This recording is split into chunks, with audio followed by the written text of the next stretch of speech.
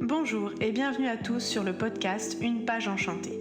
Je suis Roxane, en quête de ma propre spiritualité et la compréhension de mon histoire. Je vous emmène dans mon monde, dans mon introspection, à travers la magie des mots et l'envie de partager. Axée autour de mes découvertes, celles qui m'entourent, mes lectures, vers mes réflexions et questionnements. Je partage avec vous mon chemin vers l'éveil et mes prises de conscience. Au-delà de notre première lecture, il y a celle entre les lignes, que l'on ne décrypte pas, mais que notre âme encode. Selon moi, faire un travail sur cet encodage permet une introspection et une connaissance de soi pour prendre de la hauteur. Je vous invite donc à me suivre dans cette folle aventure qui va vous permettre de rentrer en communication avec vous-même. Cette partie trop souvent dissimulée, pleine de richesses, qui ne demande qu'à éclore pour être pleinement vous-même.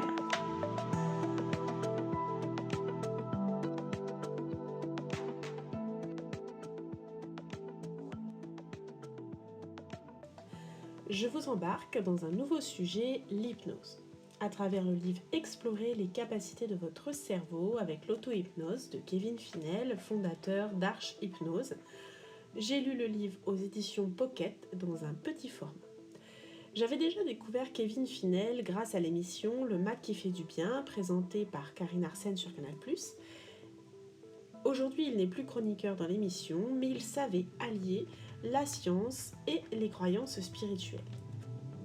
Donc, on va parler un peu de l'histoire de l'hypnose pour commencer, qui remonte à l'Antiquité. En Égypte et en Grèce, des prêtres utilisaient des techniques similaires lors de rituels de guérison. Au Moyen-Âge, la pratique se retrouve aussi dans des rituels, mais dans des rituels plus chamaniques. Elle est souvent associée du coup à la sorcellerie et à la magie.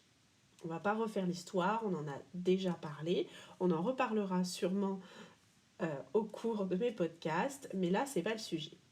Et puis, on a eu après le père de l'hypnose moderne, Franz Anton Mesmer, qui est médecin allemand, qui est un médecin allemand, enfin qui était, puisqu'il est décédé, et qui a la croyance d'un fluide magnétique universel qui influence la santé. Donc que les maladies sont dues à un déséquilibre de ce fluide. Au XIXe siècle, on a Jean-Martin Charcot, neurologue français, qui utilise aussi l'hypnose pour traiter l'hystérie. Et puis, Hippolyte Brenheim, j'espère que je prononce bien le nom de famille, médecin français, qui a promu l'idée que l'hypnose était due à la suggestion.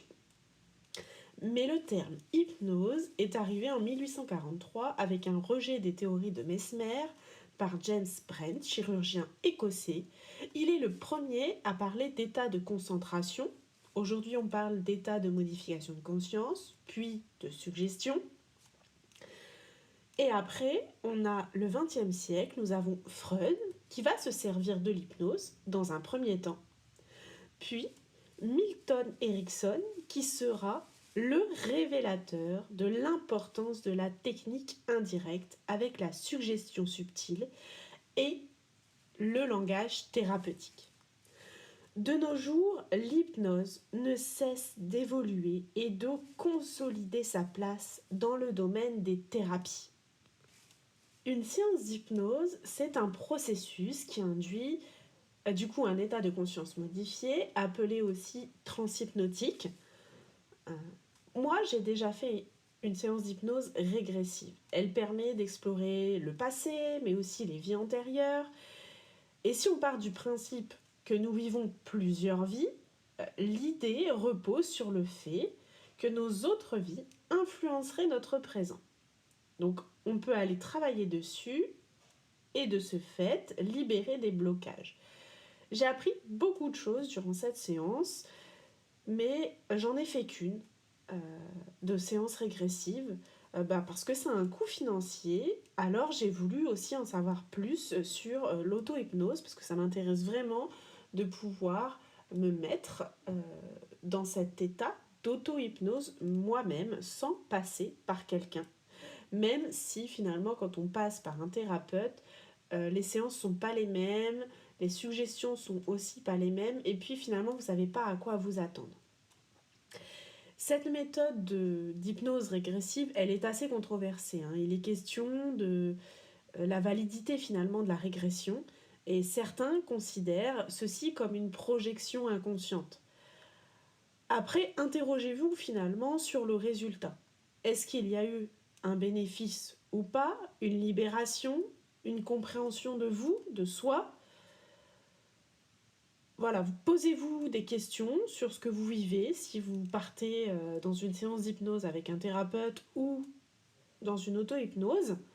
Et puis tant que ça vous fait du bien, j'ai envie de vous dire, continuez.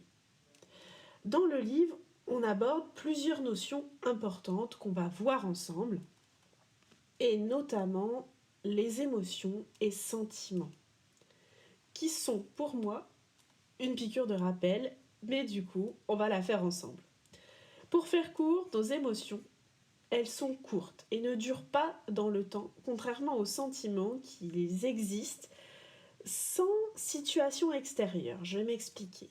Les sentiments sont le résultat de certaines émotions qui n'ont pas été évacuées ou déchargées. Les émotions que l'on vit ne sont donc parfois finalement plus adaptées aux situations qui se présentent à nous. En fait, ces émotions, elles n'ont pas été évacuées, donc elles ne sont pas sorties de nous, ni exploitées à bon escient, j'ai envie de dire. Elles répondent inconsciemment à un vécu déjà encodé en nous. Donc, le passage sur les peurs dans le livre est vraiment plein de ressources. Nous avons toujours des peurs, plus ou moins explicables. Notre cerveau enregistre la peur.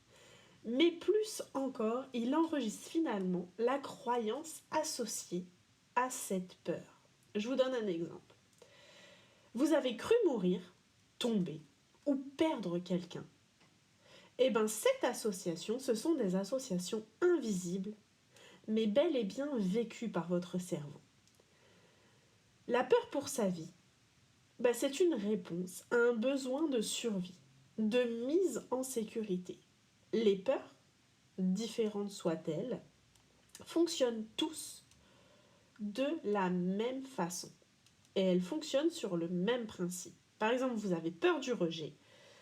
Le besoin, c'est le besoin d'être aimé. L'exemple que je vous ai donné amène doucement sur le sujet finalement du regard des autres. Le regard des autres, c'est parfois un frein pour être pleinement nous-mêmes. Vivre nos inspirations librement. Mais finalement, où est le juste milieu ? Par rapport au regard des autres, j'entends prendre en compte les autres au-delà du partage.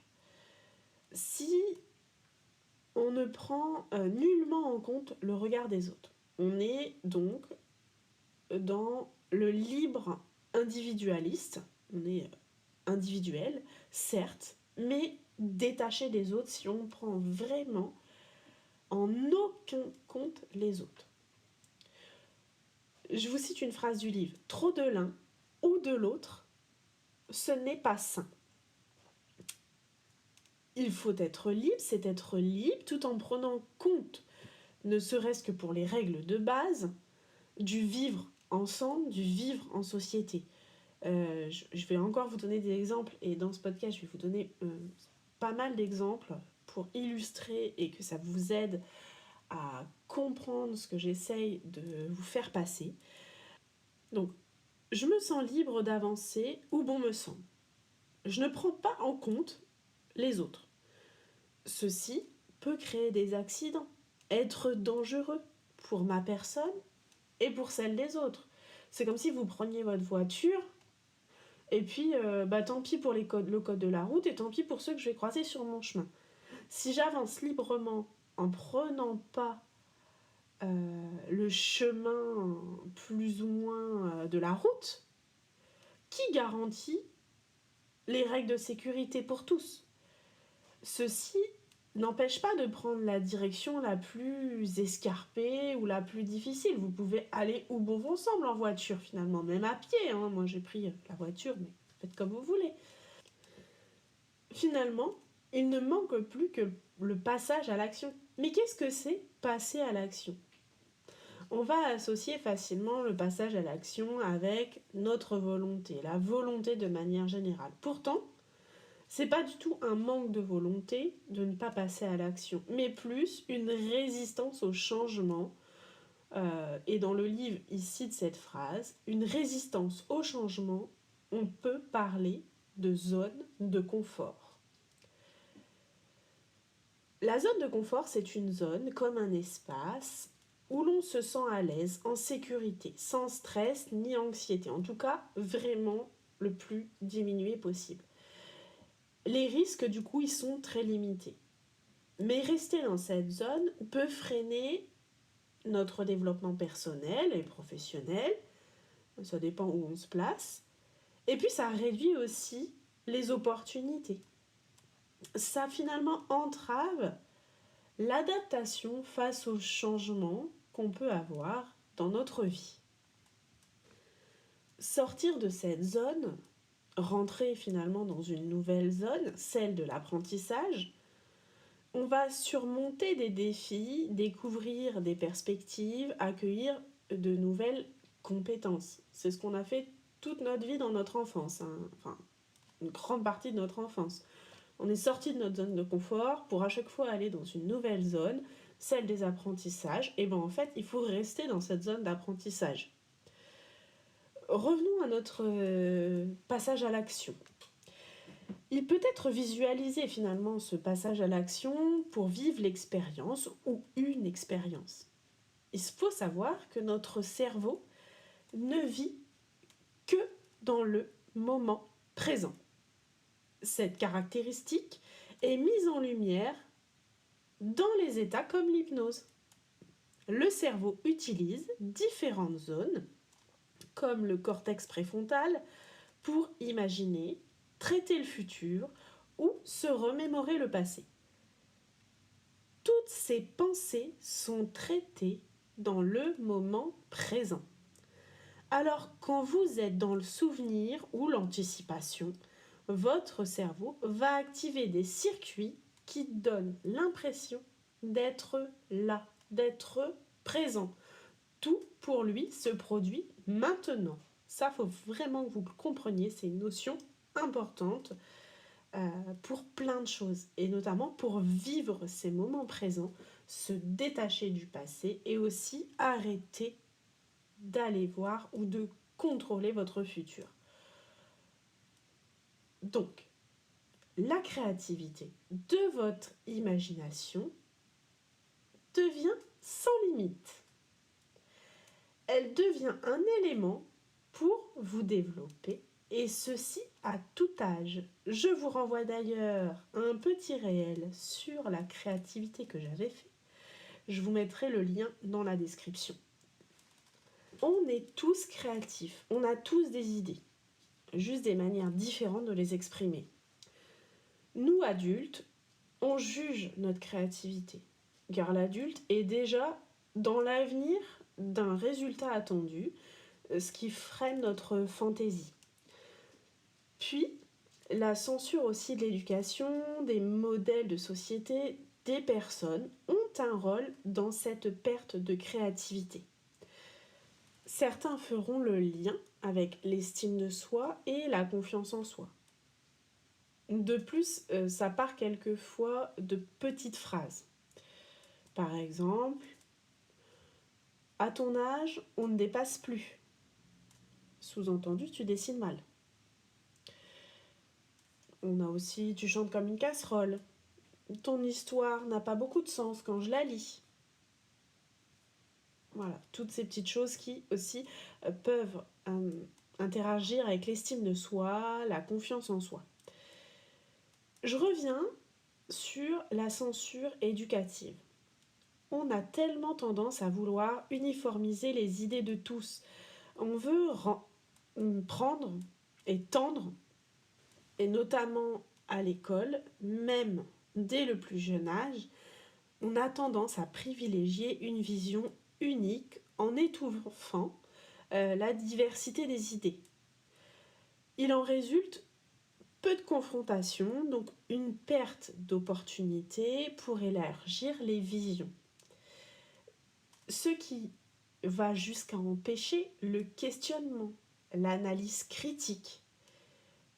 Oui, dans l'éducation, il y a un rôle de protection, je vous l'accorde, sur certains contenus, sur certaines idées, des images, mais une approche constructive pourrait venir encadrer des sujets sensibles plutôt que de les interdire. Vous savez ce que c'est la pensée divergente? C'est une méthode de réflexion pour générer des idées créatives en passant par l'exploration de multiples solutions. Elle permet de sortir des schémas traditionnels.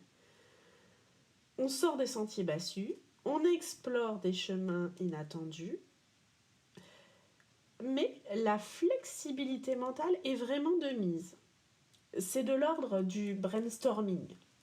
La pensée divergente, elle est précieuse chez les enfants, car ils sont riches d'idées originales. Si vous souhaitez encourager ce potentiel chez les enfants de votre entourage, selon votre métier, chez vos enfants aussi, favorisez le jeu libre, sans directive particulière. C'est exactement le principe des jeux de construction, des jeux de blocs. Poser des questions ouvertes, raconter des histoires en invitant l'enfant à inventer une suite. Et surtout, valoriser l'erreur comme source d'apprentissage. L'erreur est égale à cette opportunité dont on a répété plusieurs fois le mot avant, pour apprendre. Ce qui permet une grande adaptabilité en grandissant et aussi une flexibilité face à des nouvelles situations et des situations inattendues. Vous connaissez sûrement cette fameuse phrase de Descartes. Je pense, donc je suis. Interprétable comme je suis mes pensées. Si on désire stopper ses pensées lors d'une relaxation, souvent, elles s'imposent à nous. Je pense que tout le monde est à peu près d'accord. A contrario, si vous désirez stopper votre marche, quand vous marchez, ça va être plus compliqué. Surtout si vous n'avez aucun dysfonctionnement moteur. Les pensées sont un flux continu, ce qui empêche d'être dans le moment présent, dans le lâcher-prise. Comme pour la marche, il faut finalement donner une information, indiquer à votre cerveau que vous souhaitez ralentir ou stopper le flux. Une simple phrase suffit. Après, il faut juste que ça devienne un rituel. Je ne désire pas y penser maintenant, ou visualiser, balayer, souffler sur vos pensées. Ceci ne vous empêchera pas d'y revenir plus tard, dans tous les cas. Parce que je sais, on a souvent peur d'oublier. Je vous invite aussi à noter. De plus, ça libérera de la place et vous serez moins encombré d'informations. Pour, entre parenthèses, se vider l'esprit, la reconnexion kinesthésique, c'est un moyen facile et rapide. Elle consiste à porter une attention particulière aux sensations de votre corps, ce qui connecte à un état de pleine conscience, donc au moment présent. Nos pensées, finalement, sont bien trop sévères avec nous-mêmes. On en revient à la phrase de Descartes qui n'a plus lieu d'être dans nos pensées aujourd'hui, parce que nos pensées ne doivent pas définir qui on est. Exemple. Sur les phrases que l'on peut dire ou entendre de la bouche, par exemple, des adultes, de nos enfants, enfin des personnes qui nous entourent. Je suis bête. Ah ben non. Non, tu as fait une erreur. Non, c'est faux, j'ai faux. Ton geste n'est peut-être pas réfléchi. On va reprendre ensemble. Il faut juger le fait, pas votre personne. Et toujours penser aux améliorations possibles. Accompagnez-vous comme vous auriez aimé être accompagné étant enfant et comme vous aimeriez qu'on accompagne vos enfants à l'école par exemple.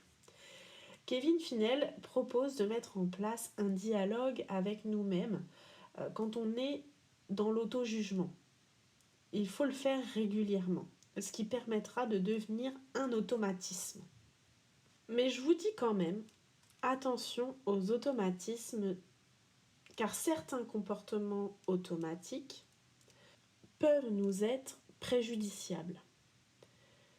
Des apprentissages tels que la marche, que j'ai déjà cité, deviennent des automatismes. Si du jour au lendemain, consciemment, on souhaite ne plus marcher ou on rentre en résistance avec une capacité ancrée en nous, il en va de même avec des comportements que l'on ne veut plus. Je vous donne les grandes étapes pour amener un changement en vous. Et quand je parle de comportements qu'on ne veut plus, ça peut être des choses au quotidien que vous faites et vous en avez marre parce que ça vous met mal à l'intérieur, vous vous sentez plus bien avec ce comportement, en tout cas ça répond plus à vos valeurs d'aujourd'hui, ou ça vient pas de vous, ça ne vient plus de vous, ça vient de votre éducation. Alors du coup, pour amener à ce changement, on a vraiment des étapes. En un, prendre conscience, c'est-à-dire identifier ce qui vous dérange, ce qui vous bloque, ce qui vous nuit.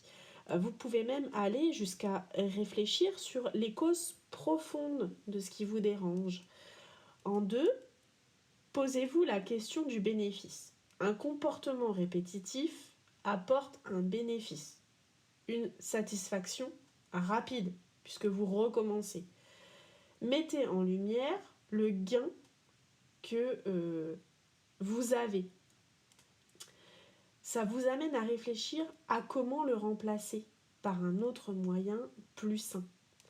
Ça ne veut pas dire que le gain, il est bénéfique pour votre santé ou qu'il est bénéfique pour votre entourage.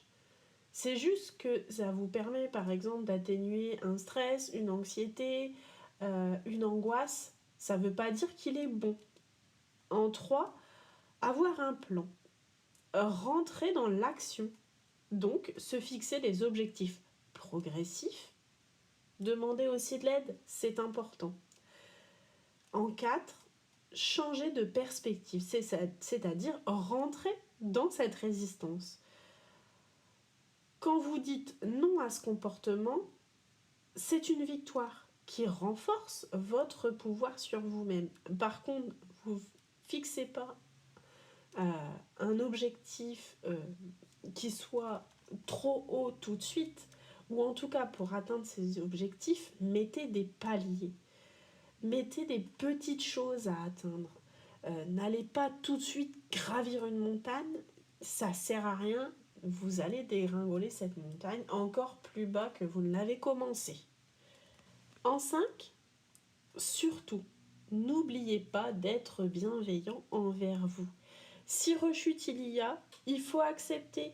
Concentrez-vous sur vos progrès. Même si pour vous ils sont tout petits, c'est quand même des progrès. Rome ne s'est pas fait en un jour. C'est une belle métaphore pour illustrer la patience, la persévérance, pour se libérer d'un comportement. Les grands changements prennent du temps. Ne plus vouloir d'un comportement comprend aussi la notion de deuil. Et faire un deuil, c'est avancer, être dans l'acceptation qu'il y a eu un avant, un maintenant et un après, et qui permet une nouvelle version des choses, des comportements et de notre vie. Le deuil, c'est pas que perdre quelqu'un, que perdre un être cher. Nous sommes dans un état de deuil constant. Passer du lundi au mardi, des vacances à la reprise du travail, déménager, jeter des choses parce que vous faites du tri. Nos avant créent nos après. À nous de savoir ce que l'on veut faire de ces après. Une de nos sources de connaissances intérieures, c'est nos rêves. Je vais vous raconter une petite histoire là-dessus. un peuple, les Sénois, appelés peuple du rêve en Malaisie, apportent une grande importance à nos rêves. Et vous allez voir comment nos rêves sont une grande source pour aller vers l'après. Ils les considèrent comme une source de guidance pour résoudre des conflits, améliorer des relations ou encore cultiver votre créativité. Donc allez vers cet après. Les membres de cette tribu partagent leurs rêves le matin. Ils les partagent à la communauté pour avoir une interprétation collective. Les Sénoïs, je ne sais pas trop si je prononce bien, mais ça s'écrit S-E accent aigu N-O-I tréma S. Et ben, ils vont jusqu'à enseigner le devenir maître de ses rêves aux enfants. Un apprentissage d'action possible à mettre en œuvre dans les rêves qui est transmis pour explorer le potentiel onirique.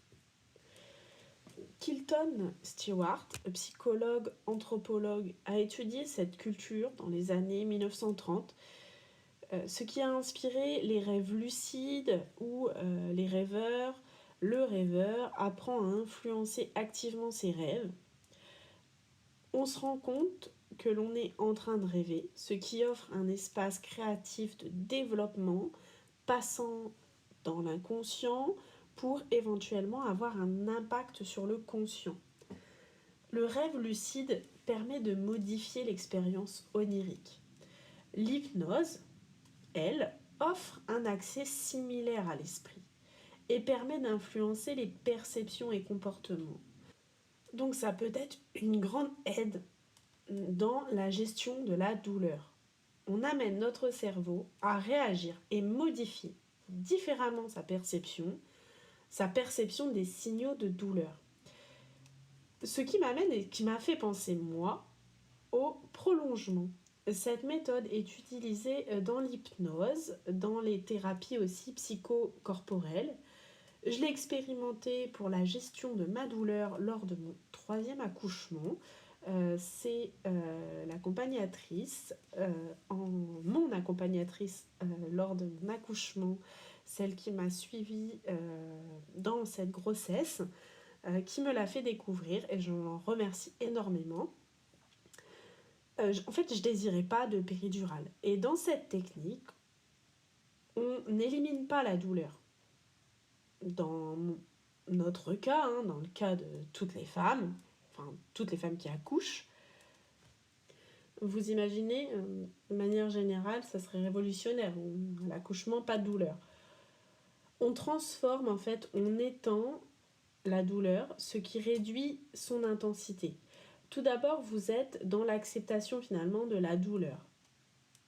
Et on est amené à imaginer s'éloigner de cette douleur, de la sensation douloureuse. C'est une nouvelle lecture qu'on offre à notre cerveau.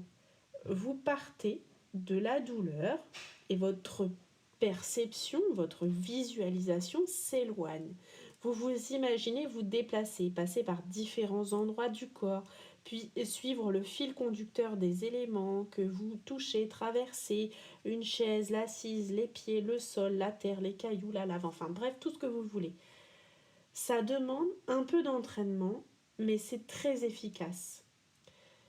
Je vous cite encore le livre. La douleur ne siège pas dans le corps physique, mais dans le corps imaginaire. J'explique cette phrase qui donne de la matière au sujet. Le corps imaginaire se rapporte aux émotions et croyances.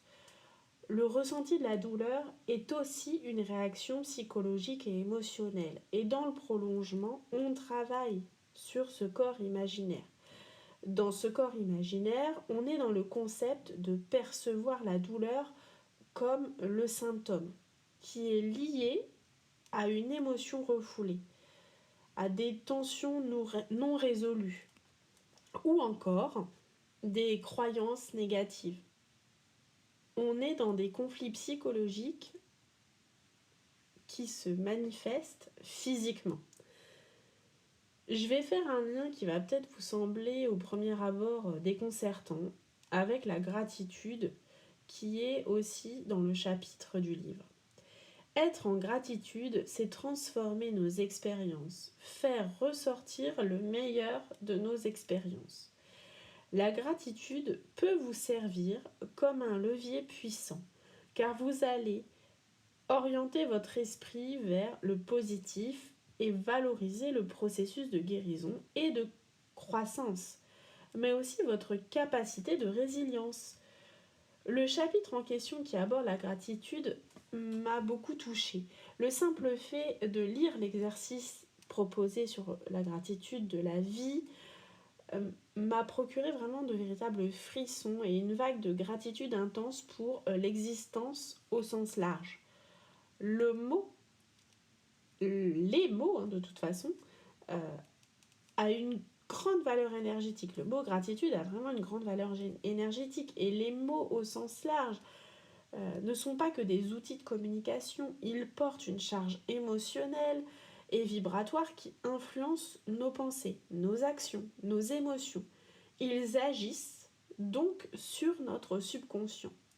Je vais vous illustrer tout ça par un exercice de Marta Jakowska, qui est thérapeute et coach connue pour ses approches axées sur la guérison, et notamment sur la guérison émotionnelle, le bien-être mental et l'évolution personnelle. Vous trouverez l'exercice en lien aussi dans la description sur YouTube et sur les autres plateformes de podcasts comme Spotify, Apple, Amazon Music.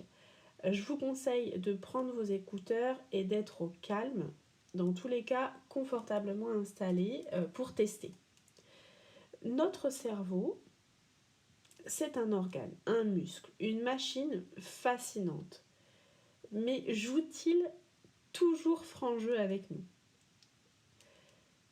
Je cite, « Il participe activement à notre perception du monde. Il fait des déductions qui proviennent de ses apprentissages passés. » Finalement, il a la capacité de corriger les erreurs. Il est souvent, par contre, dans la prédiction, grâce ou à cause de nos apprentissages. Exemple, si on vous donne un texte, vous l'avez peut-être déjà fait, avec des lettres et des mots dans le désordre, vous serez en capacité de le lire quand même, parce que vous avez déjà appris à lire. C'est en passant par l'auto-hypnose ou l'hypnose que nous pouvons consciemment rééduquer notre cerveau et modifier certaines de nos perceptions. Réencoder des cellules pour modifier les informations qui résultent de prédictions. Des prédictions comme nos phobies, les addictions, en tout cas tout ce qui nous empêche de vivre pleinement notre moment présent ou des petites choses qui peuvent nous nuire ou nous embêter au quotidien. Voilà pour ce qui est de la fin de cet épisode. Je vous remercie de m'avoir écouté autour de ce podcast sur le livre de Kevin Finel et l'hypnose. J'ai vraiment voulu vous transmettre une manière de comprendre nos comportements et pourquoi pas de les modifier pour être encore mieux dans son intériorité. L'hypnose nous réserve encore de nombreuses découvertes passionnantes, j'en suis sûre. Nous ne sommes probablement qu'au début de trouvailles qui pourraient réinventer notre façon d'utiliser notre cerveau. À nous, dans tous les cas, d'en faire bon usage pour réveiller nos capacités. Vous pouvez me retrouver sur les plateformes de podcast et Instagram pour plus de contenu inspirant. Et si vous souhaitez mieux vous comprendre et avancer concrètement dans votre développement personnel, je suis disponible pour des guidances personnalisées sur mon compte Instagram, l'étoile de Xena. N'oubliez pas de tester la puissance des mots avec l'exercice que je vous propose de Marta Jakowska. Cliquez sur le lien dans la description pour y accéder directement. À très bientôt et pensez à mettre un petit like si vous avez apprécié ce moment, partagez, ça peut plaire autour de vous, commentez parce que j'adore rentrer en interaction avec vous, c'est un véritable plaisir.